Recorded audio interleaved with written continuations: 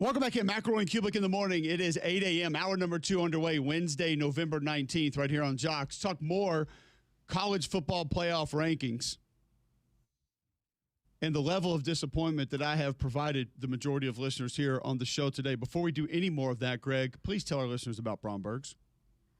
Well, Bromberg's been my go-to for a long time. I always appreciate them this time of year especially, not just with Christmas around the corner, but also my wife's birthday. So make it a Christmas to remember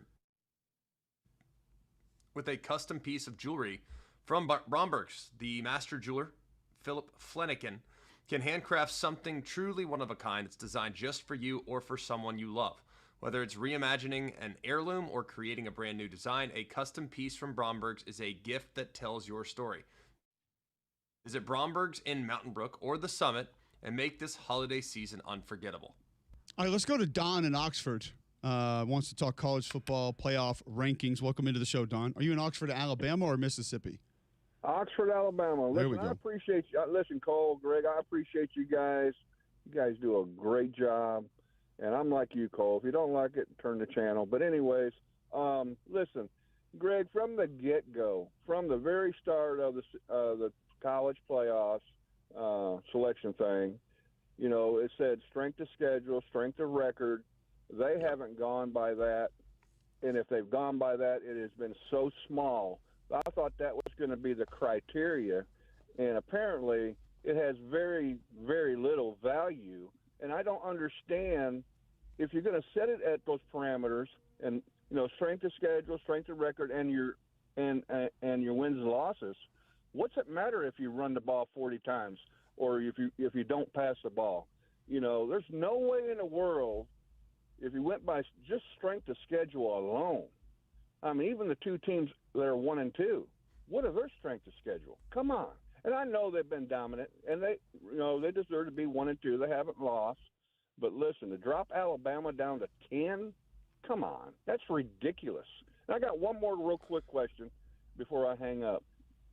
I'm assuming you cannot advance an onside kick. Is that true? Correct. Yes. All right, that's the reason why that guy went down. All right, but listen, I appreciate you guys. SEC is the greatest network. You guys do a great job. And listen, Cole, I'm with you. If you don't like it, you got options.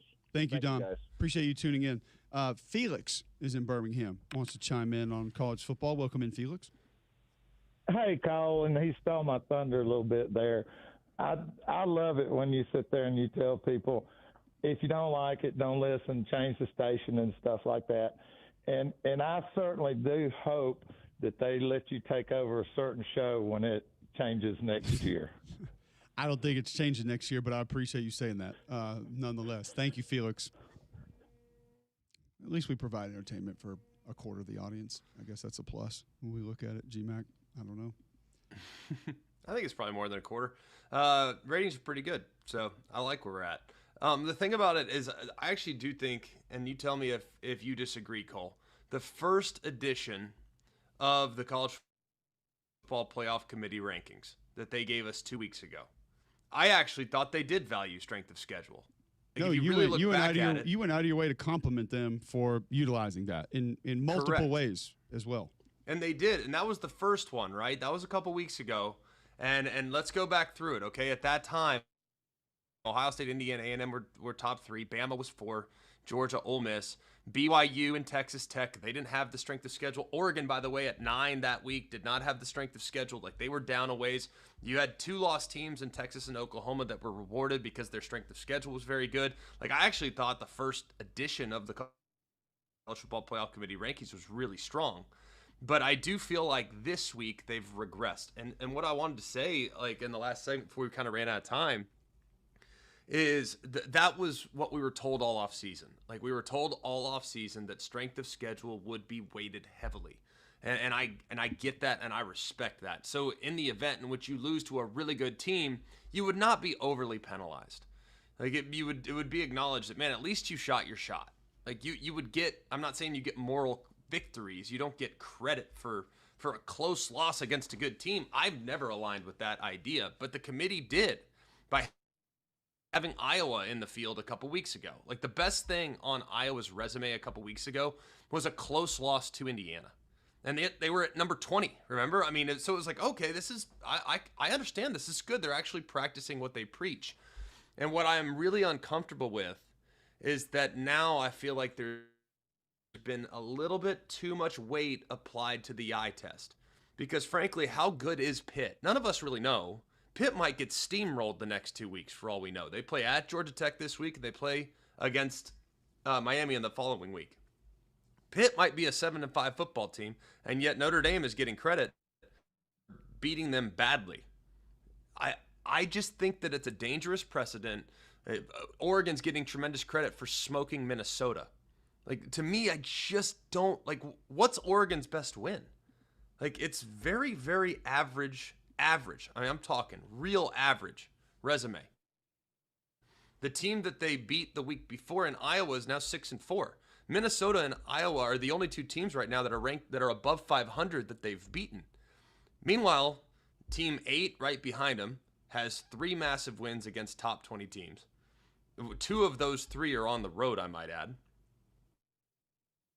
The team at 10 right now has 4 wins against top 25 teams. And the team at 9 has 1 win against top 25 teams, top 15 team. So to me, 8 and 10, way too low. 7 for Oregon, way too high.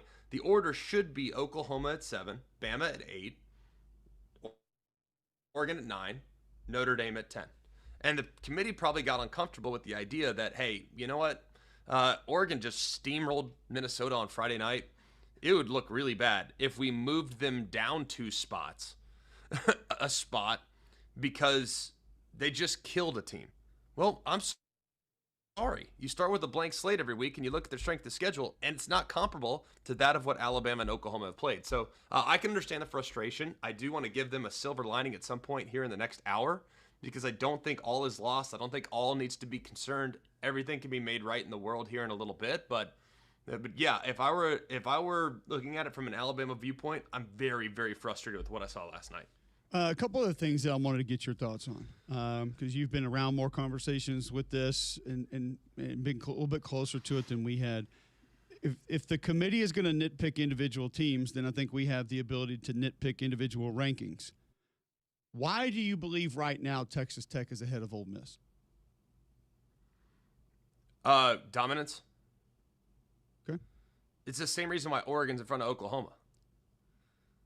But it goes further to your point that you just made a few minutes ago, that this strength of schedule narrative is fading. Because if you're going to stack the 2 wins against one another, the Ole Miss loss is to the team that you have ranked 4th. So you obviously think very highly of them. They also have a team that a win against a team you just moved into your top 10 at 8. Also have a win against a team that just moved into your top 25 at 24. Yet still behind a Texas Tech team that you mentioned, yes, has some impressive wins as far as margin of victory and score, but I don't believe has an overly impressive body of work from a resume perspective. The Utah win's nice. The BYU wins is really good. No one's going to deny those. And Houston in the top 25 now, too. That's 3 wins against teams that are in the top 23 that were complete beatdowns. Their one loss came to the team that's ranked 25th.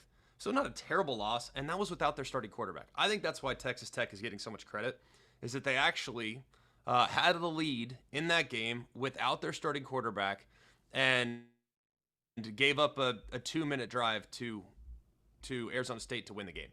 And Arizona State's ranked in the top 25. That's why Texas Tech's where they're at. And I think that the same is kind of being applied to Oklahoma. Hey, you know what? They had Mateer, but he wasn't at 100%, and it was clear as day. So let's not kill them for those 2 losses they had in those games in which Mateer was clearly less than 100%. I think the same might even be being applied to Oregon. Hey, they're without their top 2 wide receivers. They were at times without their right tackle. Yep. They were at times without their tight end. Like, I think they're probably looking at it and saying, yeah, that team is kind of, they've had to weather the storm of injuries, and that's been problematic. Whereas Bama, they're not getting credit for the fact that Jam Miller was out for the first 3 games and has been banged up all season because of a collarbone injury suffered in the second scrimmage. You lost your best edge defender in what? 2nd, 3rd game? Yeah, and he hasn't played since. Went down. He's been out for a while too. So everybody's dealing with injury issues. I mean, there's no team that's been completely healthy. Some may be at positions that are a little more vital to a football team's success than others, specifically with the type player they are. But I think you could sort of juggle that all over the place. There are still people that talk about the Notre Dame Miami facet of this. Are you okay with where those two teams are just against one another? Well, I've already said 100 times I think Notre Dame should be 10. That's where I think they belong. And I think they're great, by the way. I love Notre Dame, but I think they're a very good football team. They're not a team you'd want to mess around with. I think they're legit. But do you think they should be sitting at 9 right now? Probably not. That's probably a bit aggressive. As far as Miami is concerned, here's the problem with Miami. Miami is being wedged out by the two Big 12 teams right in front of them, BYU and Utah. If Miami were 11 and BYU was 12, Utah was 13, then we could potentially start having the conversation comparing Notre Dame and Miami. The problem is you have Miami with strength of schedule 43, not good, right? Not good at all. A couple bad losses and some mid-season swoons. 1 by 3, 1 by 6 in overtime. So it's not like the end of the world. And you can also point to interceptions that kind of led to those losses being what they were. But you look at BYU's strength of schedule is number 27. It's significantly better than that of Miami. You look at Utah's strength of schedule, 46, so somewhat comparable to Miami. But Utah has one win, and that was against a top 25 Arizona State team without their starting quarterback. So how is Utah in front of Miami? Utah also got blown out by Texas Tech. Like badly, at home. Like Utah should be behind Miami. And BYU, while they've won games, and I give them tremendous credit for winning games. If Miami and BYU, if we're going to use the eye test all the time, let's just use the eye test all over the board, right? If Miami played BYU, who you taking? So much is going to depend on Carson Beck's performance, but Miami's a more talented team and has more impressive performances, but I'm not going to have a lot of confidence that they just go win it because of who they are. Who would be more competitive in a playoff setting? Probably Miami. Of course they would, because they have pros, like tons of pros on both lines of scrimmage. Like they would definitely be more competitive in a playoff setting. So I guess my frustration with the Miami being at 13, you can compare them to Notre Dame or not. Like I think if they played again today, I would take Notre Dame all day. I would. I think Notre Dame's a better team right now than Miami is. I think Notre Dame has developed into becoming outstanding. They lost the first 2 games of their starting, their quarterback's career. So, like, I would take Notre Dame over Miami, but I can't ignore the result from week 1. But I also think at the same time, like, Miami has no business being behind BYU and Utah. I think with the pros they have and the personnel they have, they should at worst be 11, which doesn't mean they're in the field, but they're at least within striking distance of getting into the field. Because that's a really, really talented football team. And if you gave them a shot in the playoffs, like, they're not a team that'll... I guarantee you right now. And the other thing is, like, we're using eye test for all these other teams. Why aren't we using it for Miami? Like, I know they had a couple ugly games. Like, no doubt. Midseason swim was nasty. It was gross. Especially the Louisville game. But if we're using the eye test for Oregon, if we're using the eye test for Ole Miss, we're using the eye test for Texas Tech, why are we not using it for Miami? That's what I'm having a hard time with. That's totally fair. Ken in Minnesota wants to chime in on this college football playoff rankings committee. Ken, welcome in. Good morning, gentlemen. Hope everyone's doing well. Yes, sir. Good morning. Real quick, I'll be quick about this. My question with the committee, and it's been every year, it's just the inconsistencies. It's 1 week it's this, the next week it's that. And my question to you guys is there a way to fix it? Like, I understand it's not the same committee every year and whatnot, but like, what's the criteria? What's a good win? What's a bad loss? I personally don't believe in bad losses. A loss is a loss, in my opinion. Agreed. And maybe I'm wrong in that, but some are worse than others, but I agree with you. Yeah, I mean, you win your games, you shouldn't have to worry about anything. I just don't believe in a bad loss. But like I said, I'll make it quick. But just what's your opinion on that? How the hell do we fix this? It's a great question, and it's one that I think some people believe that they have answers for. I believe some of those answers would just lead to more problems and more frustration, or different problems and different frustration. So we'll kick around some of the other possibilities. I see some of you chiming in via Twitter. I see some of you on hold, 800-239-9569. If you want to get into the show, you can do it there. Text into the show, 205-834-9450. What might be the answer that would satisfy you as far as the college football playoff rankings? Does it need to be different? We'll discuss that when we come back next right here on Jocks.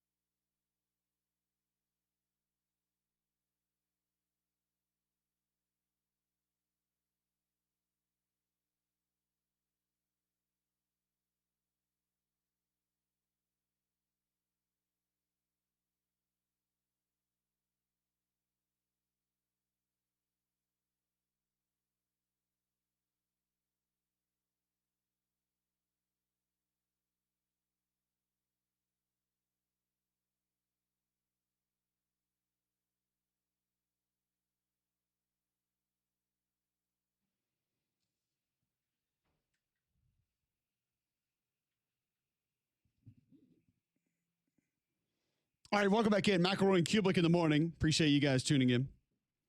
800-239-9569. You want to get in, tweet in at Mac and Cube. Watch live on YouTube each and every day. Search Jocks945 if you want to do that. You can tell your home smart speaker as well to just enable the Jock skill and listen that way.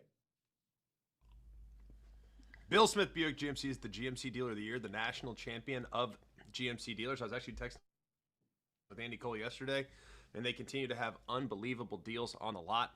You can go and check it out right now by taking the short drive up to Coleman, I-65, exit 310. You'll be glad you went up and checked it out because of the deals and the savings that you'll find. A GMC Sierra 1500 SLT 4x4. It's a beautiful truck, really nice trim level. $67,770 is the list price. You can get it for $15,000 off the sticker. That's $52,770 is what you'd pay at Bill Smith. I mean, that's just a little bit above cost. It's incredible. The deals that you can find on the lot. There's a reason why 75% of their business repeat customers, a reason why they sell more vehicles than anyone in the entire Southeast. So go and take the short drive out to Coleman. Take advantage of the fact that they're right down the street from us, or you can shop online, have it delivered right to your driveway at BillSmithBuickGMC.com. Pete Moss tweets into the show at Mac and Q. You can be a part there. I love college football. It makes us all act childish at times. Kids crave consistency, though, and I'll be danged if I can't find any consistency in these rankings. Jolly also tweeting in, they need jury instructions with the doggone committee foreman that makes them address the parameters as set forth for selection. And like a jury, they stay until they get it right. If they can't come to a consensus, BCS computer. He had an explanation point next to that, so I was trying to make it sound like it was important. Will tweets in, winning on the field solves all the problems. There's no right way to do this or wrong way to do this. You don't hear people, by and large, complaining about the FCS D2, D3 playoff brackets due to the lack of eyeballs that are on those divisions. I would say, but that's also why you don't hear about them, is the lack of eyeballs. Correct. Like, just, you have to, I will not play the comparison game with things that are not heavily paid attention to. And that's not a shot at anyone. It's just the reality of the amount of people that are consuming it is going to make a difference with exactly how it's done, because the noise is obviously going to be a lot louder when there's 10, 20, 30 million more people paying attention to one as opposed to the other. Also, I mean, an interesting part of what Will said there at the beginning of that, winning on the field solves all the problems. This is what Hunter Yurachek said yesterday or last night about how head-to-head actually comes into play with these rankings. Well, I think you look at what happened this week when we compared Alabama and Oklahoma in a similar spot where 8, 9, and 10, where we were comparing those teams. Oklahoma obviously got the nod based on their 2-point win at Oklahoma. So if Miami and Notre Dame are in a comparable tier, comparable range, the head-to-head will be a significant data point that we will use. So that's Hunter Yurachek's thoughts on head-to-head, where that is, how it plays in. Alan in Birmingham wants to talk rankings. Welcome into the show, Alan. I'm actually kind of a new listener. Been enjoying watching the show. Thank you. Appreciate that. Great job. You know, it was kind of tweeted earlier right before I called, but, like, what are your thoughts on the BCS ranking system taking the people factor out of the equation? Similar to politics, you get too many people in the mix with opinions. Just your thoughts on that. I feel like people have forgotten that they hated this a decade ago, whenever it was. Like, everyone wanted the computers gone. Yep. And even teams that greatly benefited from it, I don't think their fans were going on me. I'm like, God, those computers have just got it right every year. I love it, man. It's so good. I don't believe that. I don't. And now we want them back. And I just don't understand why everybody wants them back now. I believe that if you want to come up with a formula, whatever doctor it was, one of them's up there at UAH that helps with the Colley matrix. He's a professor at UAH, and his was part of it. You want to come up with that and say, hey, this is our starting point as the College Football Playoff Committee. But understand, going in, this will not be definitive. There will be teams that we watch, and because, you know, Cyborg over here thinks one thing, or R2D2 likes a certain one, or Johnny Five's over here ranking a team there, doesn't mean we have to. And ask yourself this question if you want the computers back. And if they did it the way that I just laid out. How mad would you be if the computers had your team at 5 and the committee had your teams at 8, and then flip it? If the committee had your team at 3 and the computers had them at 10, you're still going to feel good about the computers. Because it's never all going to work. Nope. Never. It's not. There are too many variables, too many teams, too many differences. There's not near enough schedule consistency. It's never, and this right here, what we're doing right now, makes it great. The fact that we are passionate about this team is better than that team, and what in the hell are you doing putting them ahead of my team? And that's what we love about it. That's what makes it so cool, that we get to talk about it. And people actually care. We're not sitting there in the NFL wondering what computer rankings are doing and like yelling at each other about them. When was the last time we yelled about the Golden State Warriors and where they were ranked in the computers? Or what committee had them somewhere? No one cares that much. We just they play it out in different ways. But that's what makes this sport cool, is the fact that we get to debate it and talk about it. And it's fun. It might make us mad, but it's fun at the same time. Yep. I think if you sit there and say you want the computers, you'll find a reason to dislike those, because unless your team's won, you're not going to like the rankings. So here's where things are. I don't think the computers solve the problem. The problems exist with teams, and we all talk about the human element. Well, the teams have the human element. Like, some of the teams are not the same week in and week out. Some of the teams are not great week in and week out.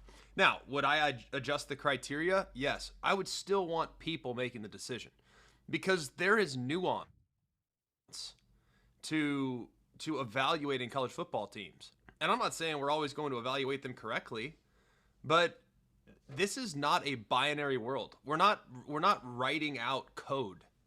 Like, we are living very much in the gray area when evaluating these football teams and watching them head to head. And guess what? Like, I think I know ball. You might disagree. I think I know ball. I think Cole knows ball. I think Damian knows ball, Saber, all these guys. Like, we probably all have a slightly different view of what the ranking should be. And that's great. I think that's great to have diversity in the room. But I really appreciate that there are 6 guys on this committee, 6 on this committee, that either coached in college football and or the NFL and or played college football and or in the NFL. To me, that's really valuable. So that's probably why they're leaning a little bit more on eye test in some cases, because they do have a foundation of having played and or coached. I, for one, would not just value the eye test. I would also acknowledge, you know what, man? And this is not me being like the Bama homer. Bama beat 4 teams in my top 22. Like, that needs to count for something. Whether it was by 30 or by 3, they beat 4 teams in the top 22. That's more than your number 7 and number 9 ranked team combined. That's actually 4 times more than 7 and 9 combined. And frankly, your 8 team beat 3 teams. So I think, yeah, if you're telling me that Mizzou's a good football team, well, and Tennessee and Vanderbilt and Georgia, you tell me those are good football teams. Well, the team that beat all 4 of those teams shouldn't slide 6 spots when they're -3 in the turnover margin, miss a field goal from 36 yards, and lose by 2. That to me feels aggressive. So I think, and guess what? This committee has shown a willingness from a week-to-week basis to adjust. Miami was ranked way too low in their initial ranking at 18. They have adjusted since, and now Miami sits at 13 when all they've done is win 1 game. So they will adjust, and maybe they'll adjust next week. But the good news for Bama fans, if you're stressed and or concerned, just beat Auburn, get to the SEC championship, and throw your best punch at A&M. Or Georgia, whoever you end up playing. Throw your best punch. Because the committee proved to us last year, albeit not the same committee, but the committee proved to us last year with SMU that, you know what, we are not going to penalize teams that lose in the conference championship because they had to go play that extra game. They had to go play that extra game when Ole Miss was sitting at home, when Oregon was sitting at home, when Notre Dame was sitting at home. Those teams are sitting at home while Alabama's going to step in the ring with the top 3 team. And guess what? You play A&M close, you beat A&M, all can be made right in the world, man. You vault all the way back into maybe number 5, which might be the most coveted spot of them all. So all can be made well here. You just got to take care of business. I do just agree. like the BCS era. Yeah, I do agree that we don't have to go bonkers just yet, because some of this will work itself out. There is time for it to still work itself out. I have a couple counters for you guys here quickly. John Chisholm tweets into the show, and I think this is well thought out, and I think there's definitely some reality to this. I understand the eye test and the human plays a part in this, but if this went to a computer-based decision, they went by strength of schedule, strength of record, and top 25 wins, would you not get a decisive answer? I just believe the human element is the problem. Okay, let me counter right now, real quick, okay? According to ESPN Analytics, do you guys know who has the best % chance to play in the SEC championship game right now, based on computers? Texas A&M? Alabama? No. Alabama and Georgia. Yep. Based on computers. I'll take you to another computer. Football Power Index. Do you know who's currently ranked 9th in the Football Power Index? It's not Ohio State. Texas. It's not Indiana. It's not Oregon. It's not Georgia. It's not Notre Dame. It's not Alabama. It's not Utah. It's not Texas Tech. But it is Texas A&M. In a computer ranking poll. So let's hypothetically say right now something similar to whatever the FPI is, because no one knows anything about how they come up with that. And we released these rankings last night. Oh. And Texas A&M is at 9. Y'all still beating that drum for computers? Absolutely not. Absolutely not. Going into last week, Texas A&M had a 35% less chance to reach the playoff than Texas because the computers thought Texas was going to beat them, and still do, by the way. None of us that watch football think Texas is beating Texas A&M on both teams' best day. Now, could Marcel Reed throw 7 interceptions and they lose? Sure. It's possible. Could they blow 7 coverages and Arch Manning goes off for 450? It's possible. But none of us really think Texas is a better team than Texas A&M right now. It's not real. Computers do. Oh, boy. Computers believe that. Look at all the metrics in the rankings. There's a reason that there's a reason computers don't think A&M is the best team, one of the 2 best teams that can make it to Atlanta. It's because they play Texas. So all I'm saying is there will be things that we get stuck on with computers as well. They're not going to solve every single problem. Greg in Russellville would like to chime in on rankings. Welcome in, Greg. Good morning, man. Hey, I just wanted to ask a couple of questions. I'm not going to complain at all about where Alabama's at. Alabama shouldn't have lost Saturday. But what I was going to ask about was if you do you think Ohio State has got their ranking because of last year? No. I'm going to say this right now. Listen, I know where you're going, Greg, and I understand that. Which, by the way, if we're doing computers and they beat Texas, they're probably way ahead of everybody else. Just saying. It's a landslide. They don't have multiple monumental wins this year. I get that. But to me, they are the epitome of this back and forth between computers and eye tests. And I don't even know what the computers think about it, like where their metrics are, whatever. Just go watch them. I'm going to tell you that Julian Sayin had 4 how in the world throws this past weekend. I don't know how he made them. I don't know how the receivers caught the ball, like in front of the coverage that was there. They have offensive linemen that will bludgeon you. They have a defense that can attack you in different ways. They have receivers that there's literally nothing you can do about. You can't cover them. So I have no problem with Ohio State being where they are based on what I've seen. And I don't know their strength of schedule, their strength of record, their strength of name value, their strength of participation. I have no idea what any of it is. I just know when I watch them, there's a lot more wow with them than there is a lot of other teams that I watch. Against 2. Fair. But, yeah, but I agree with one you. of them was Texas. I think they got dudes. And a good Illinois team, I think they and got a good dudes. Washington team, and remember what I said about Alabama not running the ball against LSU and South Carolina and those teams? Yeah. You take some of that metric or whatever you want to call that brainwave function, I don't know, like a Penn State, you say some of the same things. It's not a great football team, but that's a lot of talent that they went out there and worked over. So I'll give Ohio State some of the same thought process that I gave Alabama a little bit earlier in the show, and we'll treat them in a similar fashion. John in Birmingham would like to chime in. Welcome in, John. Hey, how you guys doing today? Great, thanks. But I was just calling in. I mean, I agree with you. I don't think it should go all to computers, but I do think it should have a computer basis where at least the people have something to base off of instead of saying Alabama's run game's not effective, so they shouldn't be if we dropped them 6 spots. When we lost by 2 points, I felt better after this loss than last year's loss to Oklahoma personally. I mean, yes, Alabama beat ourselves, turned the ball over, first punt return, let them get it inside of 30, basically gave Oklahoma all their points. And it's like Oklahoma gets rewarded, but they didn't play that. They played terrible against our defense. I mean, their offense didn't really do much. I mean, we just beat ourselves in a lot of ways. But I was just seeing what you guys think about that. And just that, honestly, if you look at comparison, look at Ohio State playing Texas and then Georgia playing Texas. Georgia wins by 25. Ohio State wins by 7. Just going to leave it there. You have a great day. And I will be perfectly honest with you and tell you that I don't think there's any way that Ohio State only wins that game by 7 if they play this Saturday. No shot. But that's me, and that's what I see, and that's what I watch. More calls. We're going to get to your texts on the other side. Continue talking everything college football playoff. First, Greg, tell our listeners about Polar Bear Services.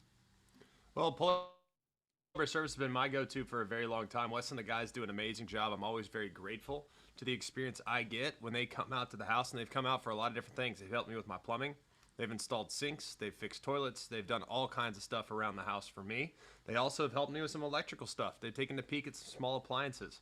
They've just been a terrific addition. So anything that goes wrong, my first call is always to Weston, but I always know that they're on speed dial this time of year for the HVAC system. You need to make sure it's up to the task and running properly with a checkup from the experts at Polar Bear Services. They are your independent trained dealer.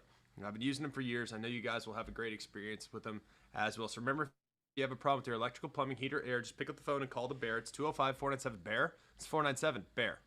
More of your texts, calls, tweets, more discussion on the college football playoff next on Jocks.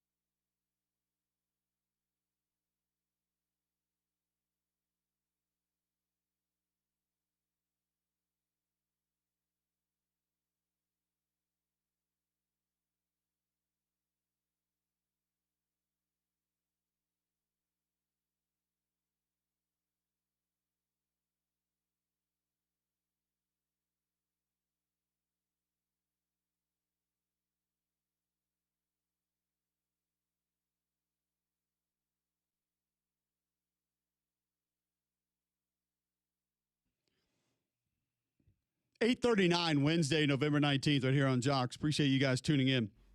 College football playoff been a big part of the conversation today. We will continue discussing where teams should be, how this whole thing should be played out. 800-239-9569. You can be a part of the show there. Dr. Mel has been on hold, wants to chime in on this committee. Welcome in, Dr. Mel. Hey, morning, Cole. How are you guys this morning? Doing great, thank you. All right. I think, and I placed a lot of thought and, I guess the correct word would be interest in the college football committee. And I think Greg mentioned it earlier that they stated that they would place emphasis on the strength of the schedule and the record. And I don't, whether you throw the ball or run the ball or whatever, that shouldn't have anything to do with a hill of beans. And matter of fact, in terms of the eye test, you guys may be too young to remember him, but there was a cartoon many, many years ago, Mr. Magoo. And so Mr. Magoo would do a terrible job at the eye test. And so I think we need to just stick with the record and the strength of the schedule. And so I'll hang up and let you expound on it. And thanks for the wonderful job that you guys do. And once again, if they don't like it, lump it. So they don't want to hear you guys. You guys do an outstanding job. So y'all have a good day, and God bless you. Thank you, Dr. Mel. Appreciate you, as always. All right, you can text into the show, 205-834-9450. Damian, what's the text line looking like this morning? It's pretty active, 205-834-9450. Dale text in, says, as a Notre Dame fan, I think Alabama should be in front of us, even though I think the eye test says we're a little bit better than a better team than they are, in my opinion. I have no issue with Notre Dame being behind Alabama, and I think the point should be there's a lot more football to be played. This thing will work itself out, and regardless of what people think, there's no way that Notre Dame is not a playoff team. And he says, finally, I do think it's disingenuous for people to start talking about computer rankings when they used to scream about eye test. Enjoyed the show. and if we go to computer rankings solely again, I think that you'll see the opposite happen again after time, just because there are going to be flaws in all of it, one way or the other. That's why my belief has been invoke as many as possible. Now, how you weigh them all, probably going to become a little bit confusing. Yeah. Or may even change over time, just like I think when what we see is going to happen with the G5 this year, here comes another change. Get ready for that. You're going to look at the teams that are going to get left out because of that this year, and there are going to be some folks not happy. And I'm not talking about fans. I'm talking about a much higher level of importance in all of college football. And so that thing's probably going to come in next. What else we got on the text line? Somebody said, let's look ahead. If Georgia loses to Georgia Tech, not an extreme outcome, do they drop below Alabama? I would probably, because we have seen this whole head-to-head be heavily weighed.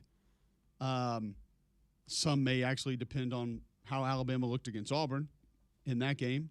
And how they looked against Eastern Illinois. Their head football coach going to join us today at 9:30. I think some of that would play into it just a little bit. But I don't know, Greg. That would be an intriguing one if that one were to take place. They could probably lean on where they have Georgia Tech at that point. For sure. And I don't know if that means they wouldn't necessarily go down past Alabama, but that would keep them probably from falling too far, I would imagine.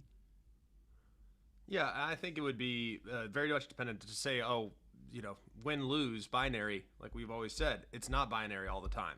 Like, it's not all losses are created equally, not all wins are created equally. I think that's something that needs to be acknowledged. Like, these things look very different. Like, some losses you look god-awful. Other losses you look pretty good. You know what I mean? Like, golly, they were the better team. They just lost. You can see that every week in outcomes kind of across the board. But all that being said, I think it'd be very interesting at that point. Even if Georgia were to lose to Georgia Tech, they have strength of schedule 12 right now. Georgia Tech's strength of schedule is 88. Yes, you heard that right. 88. So even if Georgia Tech were to beat Georgia, I don't think they'd be in front of Georgia. They'd obviously be in the ACC championship game, so they would still control their own destiny to get to the college football playoff, assuming they beat Pitt this week.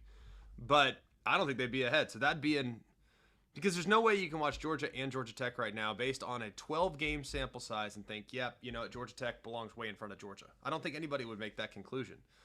Georgia Tech's game control is 53. 53. Game control is like a fancy way of saying eye test. It's like a metric that measures eye test. Meaning they're the 53rd best team in the country as it relates to controlling the game. Think about that. By the way, I think it's a moot point. I think Georgia will run Georgia Tech out of the gym. Oh, boy. Oh, But already calling it. 2 weeks early. yeah, Getting out ahead of it. book it. 9 days from now. Whatever that line is at, lay 'em. I think Georgia Tech is getting by shoestrings and bottle caps right now. And Georgia's clicking on all cylinders on both sides of the ball as they continue to move forward. So, yeah, I mean, I don't think that game's going to be super close. But then again, I mean, it was last year. I think this Georgia team is a lot better than last year's Georgia team, though, in some aspects. And I'm not sold on this Georgia Tech team. MacGyver solved a lot of crimes with shoestrings and bottle caps. I'm just saying. That's true. And thimbles. You can put things together sometimes and they work. Just throwing it out there. Yes. We'll probably regret this, but Bama haters on the Higginbotham hotline. Welcome in, Bama hater. Good morning. You don't have to regret it. I'm just giving my opinion like everybody else. You don't have to regret my call, baby. But I called to You're good by me, Bama hater. Hey, I just want to ask you guys, man, just a serious question. Because, man, it seems to me like, the goalpost, it moves so much, it looks like a toothpick at this point. For one team, you can lose a game and be punished for it. Another team can lose a game and it can be excused.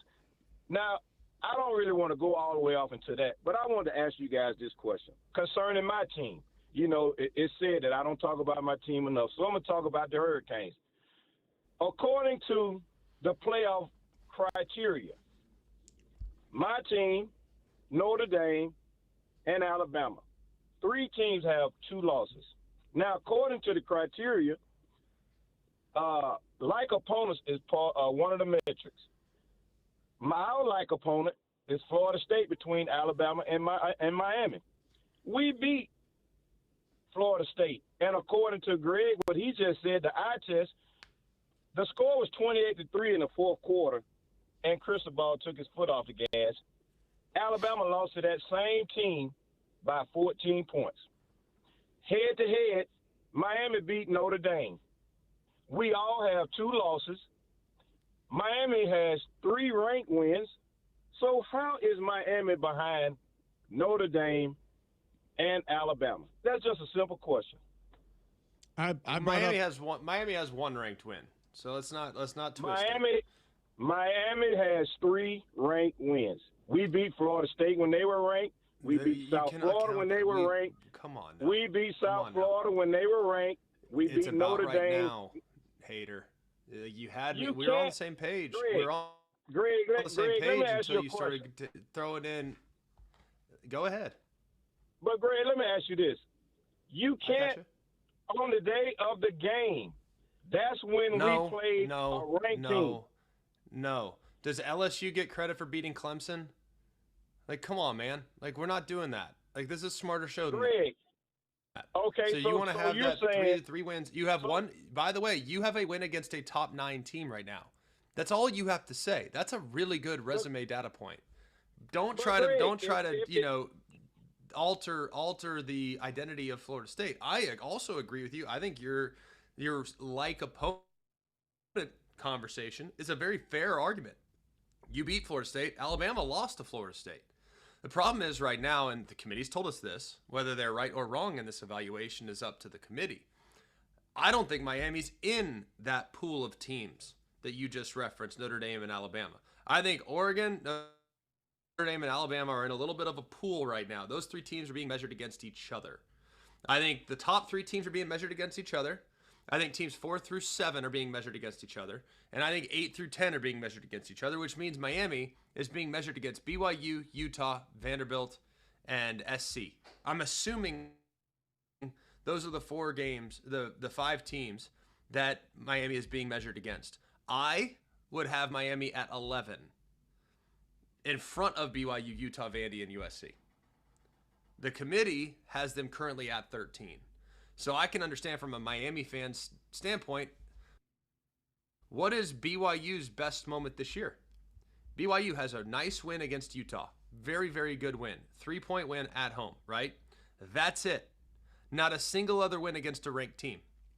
Wanna know why? Because I'm not getting them credit for beating Iowa State, who was ranked when they beat them a couple weeks ago. All right, number one. Number two, let's go to Utah now.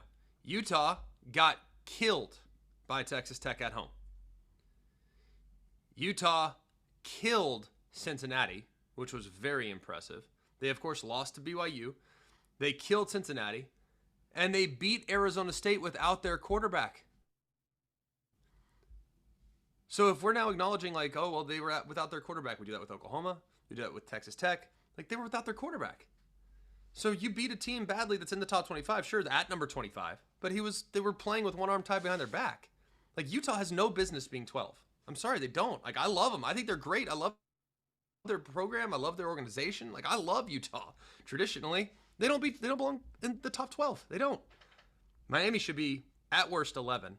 And if they're 11, then you actually have a conversation that can be had between Notre Dame, Bama, and Miami. But right now, there's not one to be had because there's too much of a gap between the three. All right, we'll continue some of this conversation on the other side, and maybe a little bit of self-scouting next right here on Jocks.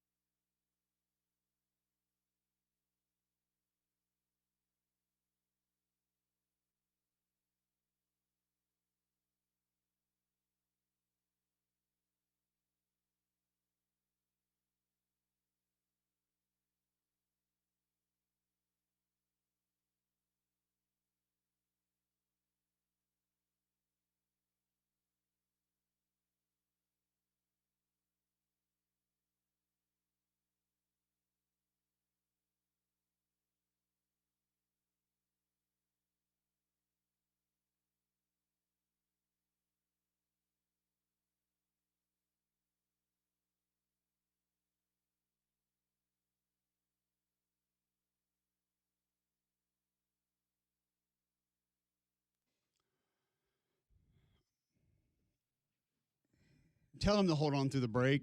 We don't have time for that right now. I'm sorry. I'll take the call, but it's going to be after the break. Quickly, back to the Twitter feed.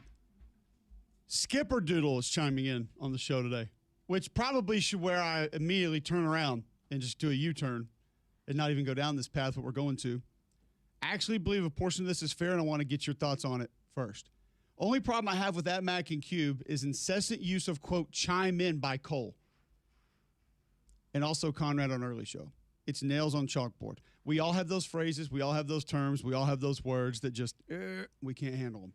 So, first question that I'll ask before I begin my self-scout is, does that catch you guys off guard? Do you guys hear that as he does? One, just too much, maybe not even as annoying as the Doodle does.